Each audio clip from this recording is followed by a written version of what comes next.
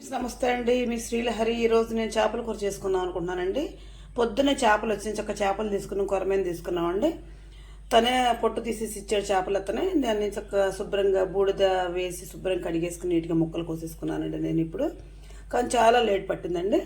ఇది కూడా ముక్కలు ఈ విధంగా తయారు చేసుకున్నాను. కొత్త చింతపండు నానేసుకున్నానండి. కాస్తంత గల్లుప్పు, ఎల్లిపాయ, జీలకర్ర, అల్లం, పచ్చిమిర్చి మిక్సీ పట్టుకున్నాను మెత్తగా. ఊరగాయ కారం, పాత ఊరగాయ కారం మూట, పసుపు, కారం, చక్కగా ఇవన్నీ ఒకదానమ్మట ఒకటి వేసేసుకుందామండి. పసుపు వేసేసాను, గల్లుప్పు, కారం, ఊరగాయ కారంలో ఊట. ఎప్పుడో మా నానమ్మ కాలం కాడ నుంచి చేసుకునేవాళ్ళు వేస్తారండి మా అమ్మ వాళ్ళు. నేను అట్లాగే వేస్తానండి. చక్కగా అది వేసుకుంటే టేస్ట్ ఉందని చెప్పి అది ఆ విధంగా వేసుకుంటామండి. ఇదిగోండి పేస్ట్ మొత్తంగా పోసేస్తున్నాను. ఇదిగోండి మొత్తంగా వేసేసుకోండి. ఇదంతా కలిపేసుకోవాలి మొత్తం కలిసేటట్టు. కొంచెం ఆయిల్ కూడా వేసేసుకుంటే పని అయిపోతుంది ఒకసారి చేతంతా.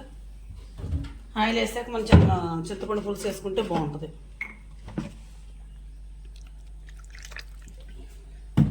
అదిగోండి ఆయిల్ కూడా ఈ విధంగా వేసేసుకున్నాను.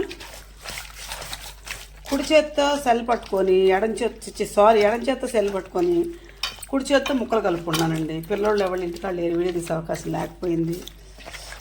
నేను చేసిన రెసిపీస్ మీకు పెట్టాలి, నేను చేసుకున్న దాంట్లో చూపిద్దామని ఆలోచనతో నేను ఉంటానండి. ఇట్లా ఒక్కోసారి వీడియో అటు ఇటు వెళ్ళినా కానీ మీరు దాని గురించి ఏమి ఇచ్చేయద్దండి, తప్పుగా అనుకోవద్దు.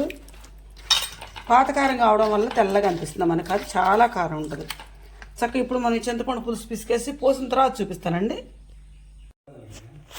ఇదిగోండి చక్కగా చింతపండు పులుసు, కారం, ఉప్పు, అన్నీ, పసుపు, ధనియాల పొడి ప్లస్ వెల్లిపాయలు, జీలకర్ర, పచ్చిమిర్చి అంతా కలిపేసి మంచిగా ఈ విధంగా మిక్సీ పట్టేసుకొని ఈ గుజ్జులా చేసేసి చింతపండు పులుసుతో కలిపేసి ఈ విధంగా చేశానండి. ఇది చక్క ముక్కలు మునిగేటట్టు ఉంటే ముక్కలు మంచిగా ఉడుకుతాయండి, మంచిగా టేస్టీగా ఉంటుంది పులుసు. ఇదైతే కొత్త చింతపండు చేపల పులుసు అండి. ఈరోజు నేనైతే ఈ విధంగా చేపల కూర పులుసు రెడీ చేసుకున్నానండి. దీని ఇట్లా చక్కగా చిన్న మంట మీద చక్కగా ఒక అర్ధగంట సేపు ఉడకనిచ్చుకుంటే చక్క ముక్కకంత పులుపు ఉప్పు మొత్తం పడుతుందండి. చాలా టేస్టీగా ఉంటుంది కొత్త చింతపండుతో కూడా. అదొకటి ప్లస్ ఏంటంటే మా చింతపండు తీయగా ఉంటుంది. అందరూ చింతపండు పులుసు పుల్లగా ఉంటే బాగుంటుంది అంటారు, కానీ ఇటు తీపి కాదు అటు పులుపు కాదు, చాలా టేస్టీ ఉంటుందండి. ఇది కూడా చూడండి, ఈ విధంగా నేను చేపల కూర ఇట్లా చేసుకుంటానండి.